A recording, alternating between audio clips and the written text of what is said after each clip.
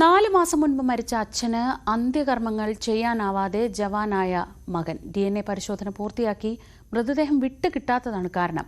കഴിഞ്ഞ സെപ്റ്റംബറിൽ കാണാതാവുകയും പിന്നീട് വിഴിഞ്ഞത്ത് അഴുക്കുചാലിൽ നിന്ന് അസ്ഥികൂടം കണ്ടെടുക്കുകയും ചെയ്ത കൃഷ്ണൻകുട്ടിയുടെ കുടുംബത്തിനാണ് ഈ ദുരവസ്ഥ. കഴിഞ്ഞ ഓഗസ്റ്റ് 29-നാണ് കോട്ടുകാൽ പുന്നക്കുളം സ്വദേശി കൃഷ്ണൻകുട്ടിയെ കാണാതായത്. വീട്ടുകാരുടെ പരാതിയിൽ വിഴിഞ്ഞം പോലീസ് അന്വേഷണം തുടങ്ങി. ഒക്ടോബർ 26-ന് പുന്നക്കുളം ചന്തയ്ക്കു സമീപം ഇടത്തോടിന്റെ കരയിൽ തൊഴിലുറപ്പ് തൊഴിലാളികൾ തലയോട്ടിയും അസ്ഥികൂടവും കണ്ടെത്തി. സമീപത്തു നിന്ന് ആധാർ കാർഡ് ലഭിച്ചതോടെയാണ് അത് കൃഷ്ണൻകുട്ടിയുടെ മൃതദേഹമാണെന്ന് ബന്ധുക്കൾ തിരിച്ചറിഞ്ഞത്. പോസ്റ്റ്മോർട്ടത്തിനും DNA പരിശോധിക്കുന്നതിനുമായി മെഡിക്കൽ കോളേജ് ആശുപത്രിയിലേക്ക് മൃതദേഹത്തിന്റെ അവശിഷ്ടങ്ങൾ മാറ്റി. 4 മാസം കഴിഞ്ഞിട്ടും DNA പരിശോധന നടന്നിട്ടില്ലെന്ന മറുപടിയാണ് പോലീസ് ബന്ധുക്കൾക്ക് നൽകുന്നത്.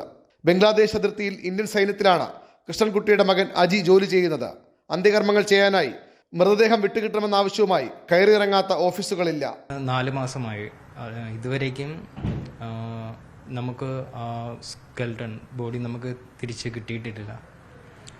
പോലീസ് പറയുന്ന വിശദീകരണം എന്തെന്നാൽ DNA പരിശോധിച്ച് അതിൻ്റെ ഫലം വന്നാൽ മാത്രമേ അവർ ബോഡി വിട്ടുതരികയുള്ളൂ എന്നാണ് പറയുന്നത്. എൻ്റെ റിക്വസ്റ്റ് ഇതാണ്, എത്രയും പെട്ടെന്ന് ഈ DNA ടെസ്റ്റ് നടത്തി അതിൻ്റെ ഒരു ബലം എത്രയും പെട്ടെന്ന് വേണമെന്നാണ്.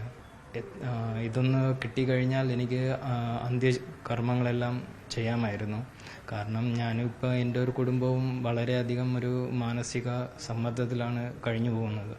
വിശ്വാസപ്രകാരമുള്ള അന്ത്യകർമ്മങ്ങൾ ചെയ്യാനാണ് ഈ മകൻ കാത്തിരിക്കുന്നത്. എത്രയും വേഗം നടപടികൾ പൂർത്തിയാക്കി അച്ഛൻ്റെ ശരീരാവശിഷ്ടങ്ങൾ വിട്ടുകിട്ടണമെന്നാണ് ആവശ്യം.